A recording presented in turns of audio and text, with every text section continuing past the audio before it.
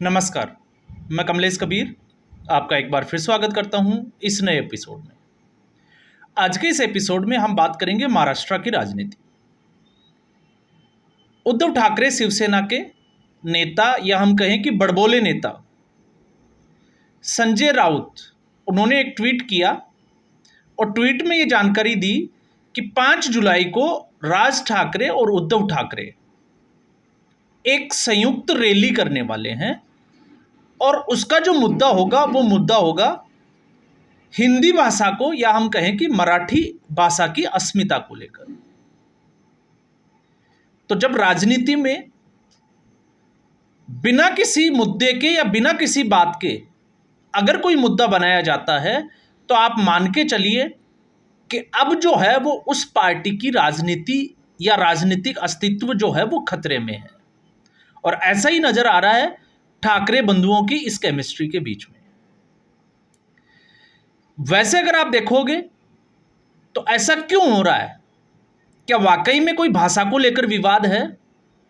तो इस वक्त अगर आप देखोगे तो महाराष्ट्र के अगर हम देखें तो महाराष्ट्र में इस तरीके का कोई विवाद है नहीं, क्योंकि नई जो एजुकेशन पॉलिसी जिसमें लोकल लैंग्वेज इंग्लिश और उसके साथ में हिंदी भाषा, तो ऐसा तो है नहीं कि हिंदी भाषा को जबरदस्ती जो है वो महाराष्ट्र में थोपा जाएगा।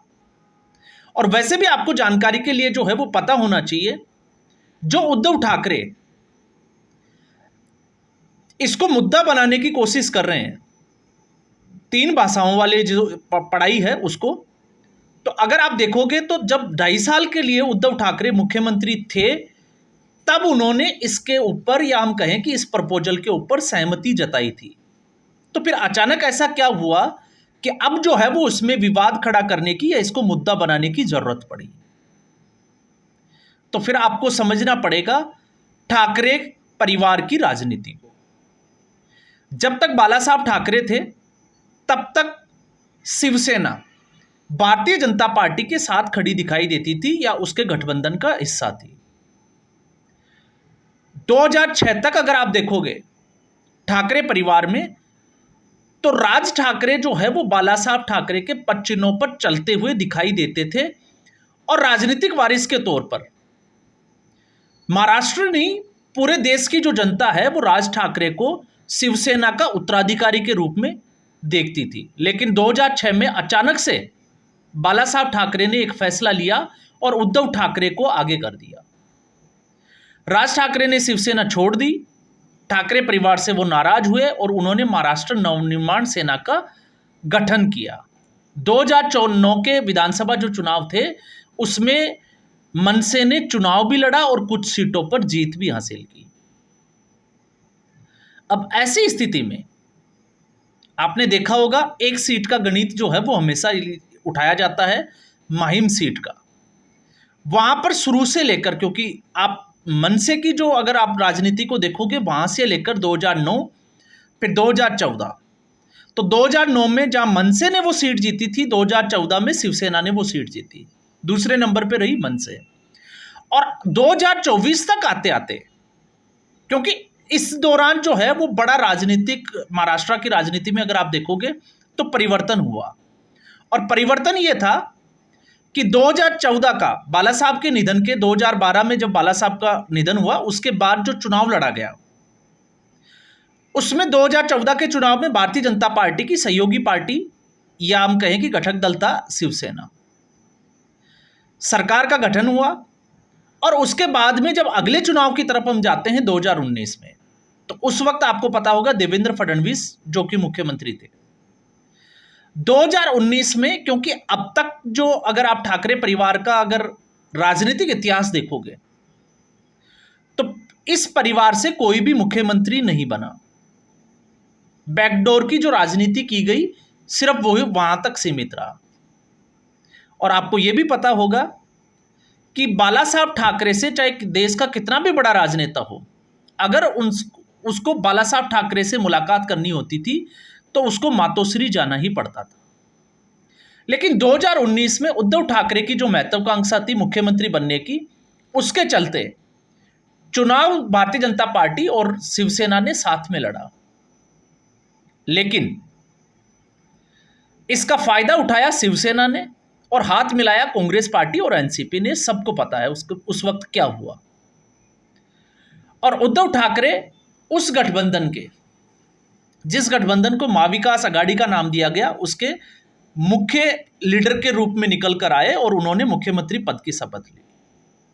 लेकिन उस 2.5 साल में जो हुआ, क्योंकि ये शिवसेना की जो राजनीति थी उसके बिल्कुल विपरीत था। एक तरफ हिंदुत्व की राजनीति थी, तो सहयोगी दल जो है वो लगातार हिंदुत्व को लेकर कटघरे में, या हम कहें कि गाली देते थे। और कांग्रेस का चरित्र और इतिहास आपको राजनीतिक जो है वो कुछ बताने की जरूरत है नहीं। तो ऐसी स्थिति में जिनको बाबरी जो मस्जिद थी उसको ध्वस्त करने का, या हम कहें कि राम मंदिर के जो प्रेरणा स्रोत, या हम कहें कि उसको तोड़ने का क्रेडिट लेने में गर्व महसूस होता था, अब वो उन्हीं पार्टियों के साथ खड़ी दिखाई देती थी। और उसी कारण से शिवसेना जो है वो टूटकर 2 टुकड़ों में बटी। एकनाथ शिंदे एक नए नेता के रूप में उभर कर निकले और बड़ी संख्या में विधायकों के साथ भारतीय जनता पार्टी के साथ गए और 2.5 साल के कार्यकाल में वो मुख्यमंत्री रहे। अब बात करते हैं हम अगले चुनाव की, जो उसके बाद में हुआ, या हम कहें कि 2024 के लोकसभा चुनाव के बाद में महाराष्ट्र का चुनाव हुआ अक्टूबर-नवंबर में। उस चुनाव में उस शिवसेना की, जो उद्धव ठाकरे की शिवसेना थी, उनको कितनी सीटें मिली? मात्र 20 सीटें। एनसीपी का क्या हाल हुआ, जो शरद पवार की हम बात करते हैं उसका। लेकिन एकनाथ शिंदे की शिवसेना और एनसीपी जो अजीत पवार गुट की है, उसकी सीटें जो है वो भारतीय जनता पार्टी की सीटों के साथ साथ ही बढ़ गई। तो भारतीय जनता पार्टी ने अपना ही पिछला रिकॉर्ड जो है वो तोड़ा और 132 सीटें हासिल की, जबकि मेजॉरिटी के लिए, सरकार बनाने के लिए 145 सीटों की जरूरत है। तो लगभग अगर कोई पार्टी समर्थन भी नहीं करे तो भारतीय जनता पार्टी जोड़ तोड़ की राजनीति करके भी सरकार बनाने की स्थिति में थी। तो अब ऐसी स्थिति में सवाल खड़ा यह होता है कि उद्धव ठाकरे के पास क्या है और राज ठाकरे के पास क्या है। तो इसलिए सब कुछ लौटा के अब होश में आए तो क्या हुआ। अब दोनों भाई जो है वो एक साथ आने की, हम कह सकते हैं कि कोशिश कर रहे हैं, और अब तक जो है वो पब्लिक ने, जनता ने उसकी लड़ाई भी देखी है दोनों भाइयों की। तो फिर इसके पीछे का कारण क्या है? तो उसके पीछे का अगर आप कारण में जाओगे तो अब आपको इसका कारण जो है वो देखने को मिलेगा, क्योंकि अब बीएमसी के चुनाव होने वाले हैं और स्थानीय निकायों के चुनाव होने वाले हैं, और दोनों ही जो ठाकरे बंधु है वो अपने अपने रास्ते देख रहे हैं, या हम कहें कि वो अपने राजनीतिक स्वरूप को वहां जाकर देखने की कोशिश कर रहे हैं जहां पर उनकी जमीन उनके पास है नहीं। और ऐसा जब हम कहते हैं तो इसके पीछे का कारण भी यही है, क्योंकि राज ठाकरे और उद्धव ठाकरे, अब उनके लिए चुनौती है कि उनके बेटों के राजनीतिक कैरियर का क्या होगा।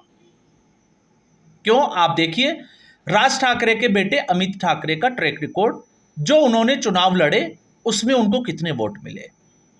ठीक उसके उलट आदित्य ठाकरे हालांकि जो है वो जीत हासिल की, लेकिन उस पार्टी के पास अब कुछ बचा नहीं है।